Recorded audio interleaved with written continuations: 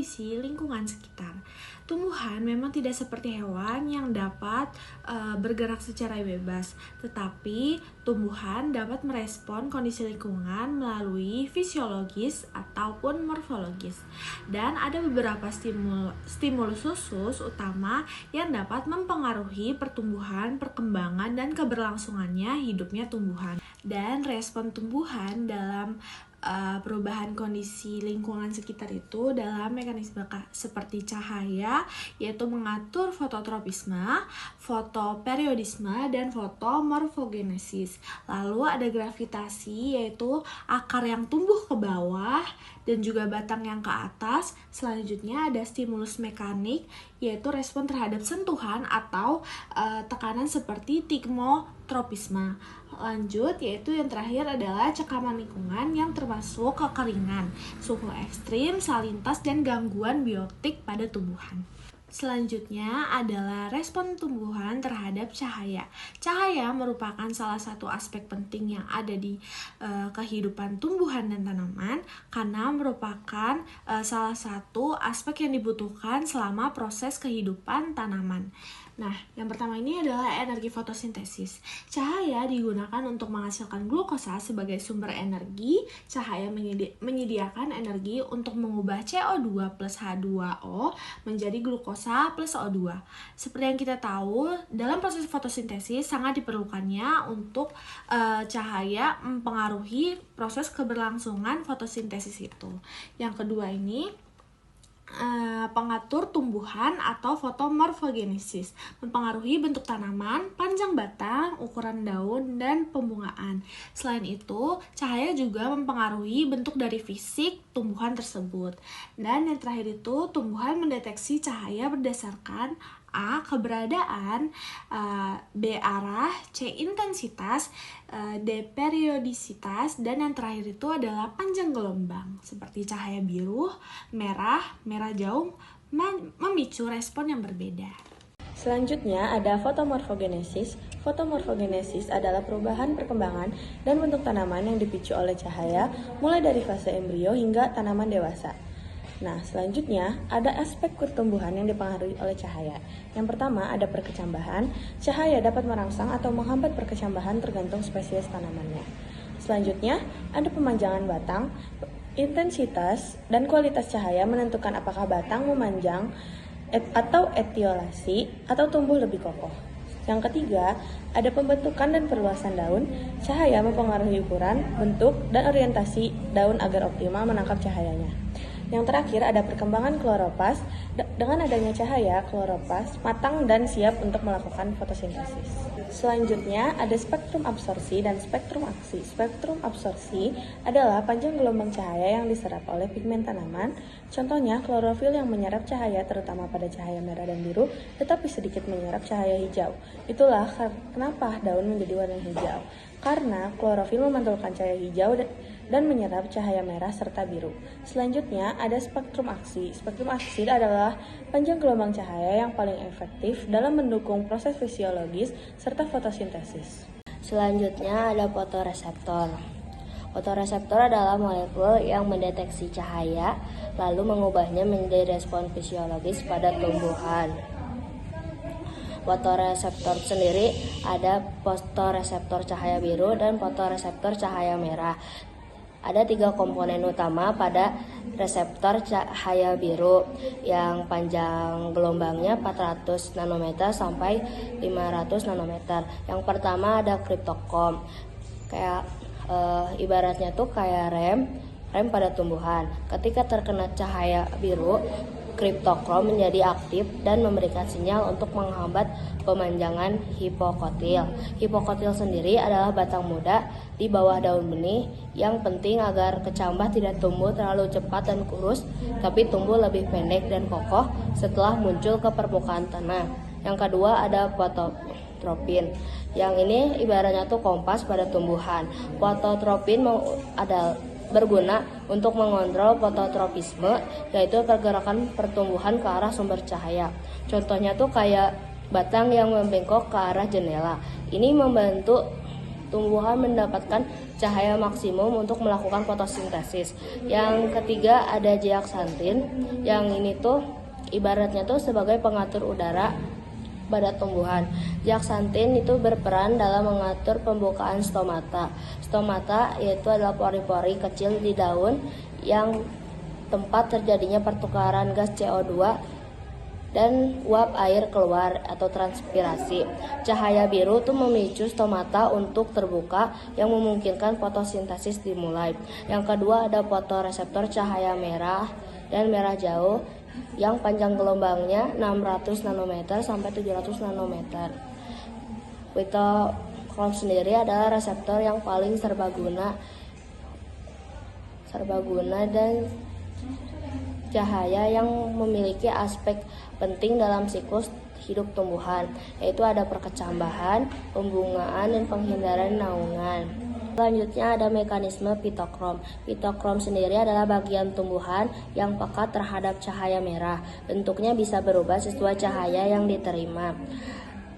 Mekanisme phytochrome sendiri bisa diibaratkan seperti saklar on atau off. Di bawah sinar matahari penuh yang akan cahaya merah, bentuk phytochrome red akan menyerap cahaya merah dan mengubahnya dengan cepat menjadi phytochrome red atau phytochrome merah jauh. Phytochrome merah jauh sendiri adalah phytochrome yang bisa bekerja untuk perkecambahan biji, penghambatan pemanjangan batang, pembungaan, dan penghindaran naungan. Perkecambahan biji sendiri yaitu biji harus menunggu phytochrome red yang tinggi atau sinyal cahaya terang untuk berkecambah, untuk memastikan mereka tidak tumbuh di bawah tanah yang terlalu dalam. Yang kedua ada penghambatan pemanjangan batang, yaitu mirip cryptochrome. Phytochrome red sinyal untuk tumbuhan agar tumbuh lebih pendek dan kuat di bawah sinar matahari penuh. Yang ketiga ada pembungaan, yaitu phytochrome red adalah penentu utama kapan harus berbunga. Yang keempat ada penghindaran naungan. Jika phytochrome red rendah, tumbuhan akan merespon dengan tumbuh lebih cepat dan tinggi atau etiolasi untuk mencari sinar matahari. Dan ketika phytochrome red di bawah naungan atau di akhir hari, rasio cahaya merah jauh lebih tinggi. Dan ketika itulah phytochrome red diubah menjadi phytochrome red yang tidak aktif. Selanjutnya ada video untuk bagaimana mekanisme phytochrome bekerja.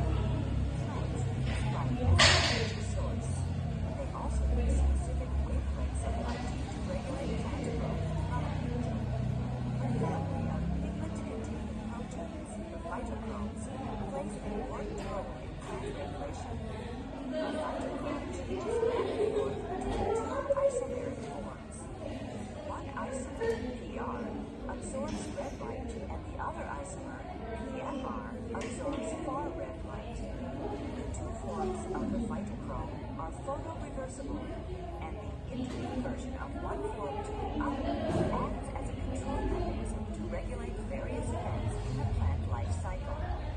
For example, seed germination is inhibited by far red light and stimulated by red light. Because absorbs red light, not far red light, seeds deposit unrecovered nutrients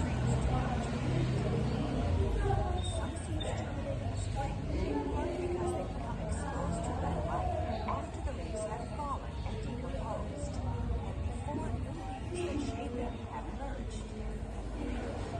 The phytochrome protein is originally synthesized in the PR form. When red light enters the plant cell, it converts some of the PR into PFR. In some plants, the PFR then enters the nucleus, binds to proteins that associate with DNA, and either activate. Pada slide ini, saya menjelaskan tentang fototropisme, yaitu gerakan atau pertumbuhan batang menuju sumber cahaya. Tanaman melakukan ini untuk memaksimalkan proses fotosintesis, karena cahaya merupakan faktor utama bagi produksi energi. Fototropisme dikendalikan oleh fototropin, yaitu reseptor yang peka terhadap cahaya biru dengan panjang gelombang kurang dari 500 mikrometer. Mekanismenya cukup sederhana. Pertama, cahaya diterima oleh fototropin pada sisi batang yang terkena cahaya. Kemudian, hormon auksin akan berpindah ke sisi batang yang tidak terkena cahaya. Di sisi gelap tersebut, sel-sel batang justru memanjang lebih cepat. Akibatnya, batang akan membengkok ke arah datangnya cahaya. Jadi, pembengkokan itu terjadi karena perbedaan kecepatan pemanjangan sel di dua sisi batang. Slide berikutnya menjelaskan tentang ritme sirkadian, yaitu siklus fisiologis internal tanaman dengan periode sekitar 24 jam. Ritme ini bekerja layaknya jam biologis yang mengatur berbagai aktivitas sehari-hari tanaman. Ritme sirkadian ini tetap berjalan bahkan dalam kondisi tanpa cahaya. Hal tersebut menunjukkan bahwa ritme ini bersifat endogen atau berasal dari mekanisme internal tanaman. Ritme sirkadian mengatur banyak proses penting seperti pembukaan dan penutupan stomata, gerakan daun tidur, produksi enzim, hingga metabolisme harian tanaman. Walaupun ritme ini bersifat internal, cahaya tetap menjadi pengatur utama. Melalui pigmen fitokrom, cahaya membantu melakukan reset pada ritme tersebut sehingga tanaman bisa mengenali waktu pagi, siang, dan malam secara tepat. Jadi, fotoperiodisme adalah respon fisiologis tumbuhan terhadap pemanjangan periode siang atau photopeid dan malam yang mempengaruhi proses seperti pertumbuhan, dormansi, pembungaan. Terkait pembungaan, short day plant atau SDP berbunga jika malam panjang. Itu lebih besar daripada 12 jam. Contohnya yaitu poinsettia chrysanthemum. Yang kedua yaitu long day plant atau LDP. Berbunga jika malam pendek, yaitu di bawah 12 jam. Contohnya adalah spinach, lettuce. Yang ketiga adalah day natural plant atau DNP. Tidak dipengaruhi panjang hari. Berbunga kapan saja. Contohnya itu adalah tanaman tomat dan cucumber atau timun. Mekanisme sinyalnya yaitu sinyal fotoperiode diterima oleh daun melalui fitokrom, dikirim ke meristem apikal sebagai hormon seperti florigen untuk memicu pembungaan. Fotoperiodisme membantu tumbuhan beradaptasi dengan musim. Contohnya SDP berbunga di musim gugur. Yang kedua adalah aktivitas fotoreseptor.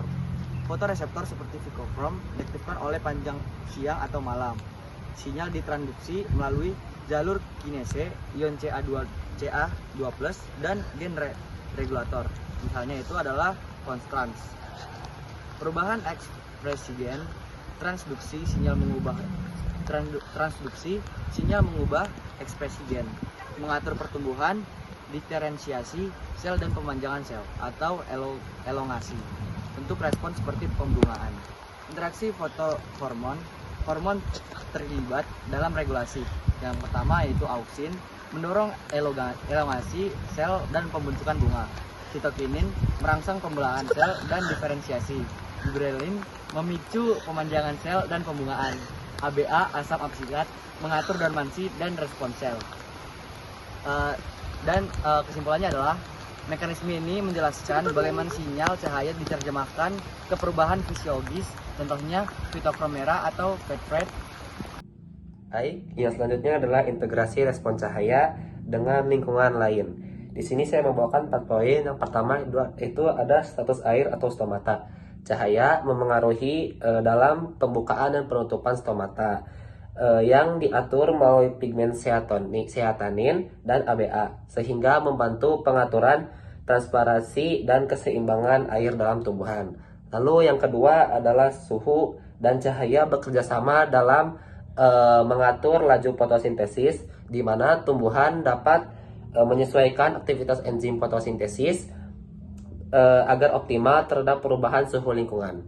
Lalu yang ketiga adalah stres naungan atau shade avoidance.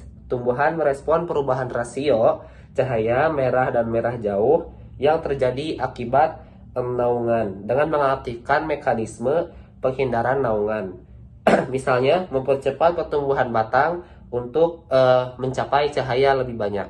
Lalu yang terakhir adalah cekaman atau stres abiotik.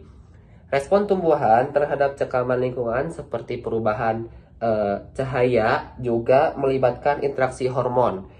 dan fotoreseptor yang mengatur adaptasi fisiologis dan pertumbuhan. Selanjutnya adalah contoh kasus penghindaran naungan, yang dimana di sini untuk solusi secara umumnya yaitu adalah peningkatan rasio fitohormon PR atau komponen fitokrom yang tidak aktif, menyebabkan batang bertumbuh semakin tinggi atau memanjang sebagai respon untuk cahaya lebih optimal. Pada slide ini, kita bisa melihat contoh perilaku gerak pada tumbuhan. Contoh tumbuhan yang saya ambil kali ini adalah tumbuhan kacang tanah.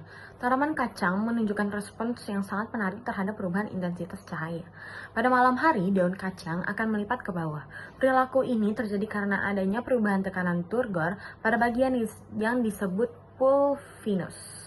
Ketika cahaya menurun, ion kalium dan air akan keluar dari sel motor di pulvinus, sehingga daunnya akan menjadi layu dan melipat. Kemudian saat pagi hari dan cahaya kembali ada, ion dan air masuk lagi ke dalam sel, membuat daunnya membuka seperti semula. Contoh ini menunjukkan bahwa tumbuhan pun memiliki mekanisme respons fisiologis yang sangat halus terhadap lingkungannya, meskipun tidak memiliki sistem saraf seperti hewan. Jadi kesimpulannya adalah walaupun tanaman tidak dapat bergerak bebas seperti hewan, namun tanaman juga mampu merespon perubahan lingkungan, terutama cahaya, melalui berbagai mekanisme fisiologis dan morfologis. Cahaya sangat vital bagi tanaman karena mengatur proses fotosintesis sebagai sumber energi, serta mempengaruhi pertumbuhan dan perkembangan tanaman melalui fotomorfogenesis dan fotoperiodisme. Tanaman mendeteksi cahaya berdasarkan keberadaan, arah, intensitas, periodisitas, dan panjang gelombang cahaya dengan bantuan fotoreseptor seperti fitokrom untuk cahaya merah dan fototropin untuk cahaya biru. Mekanisme respons ini tidak hanya mengatur pertumbuhan dan pembungaan, tetapi juga membantu tanaman beradaptasi terhadap cekaman lingkungan seperti naungan. Interaksi antara cahaya dan hormon tanaman seperti auksin dan sitokinin juga berperan penting dalam mengatur adaptasi pertumbuhan. Secara keseluruhan, cahaya bukan hanya sumber energi, tetapi juga sinyal utama yang mengatur siklus hidup dan pertahanan tanaman.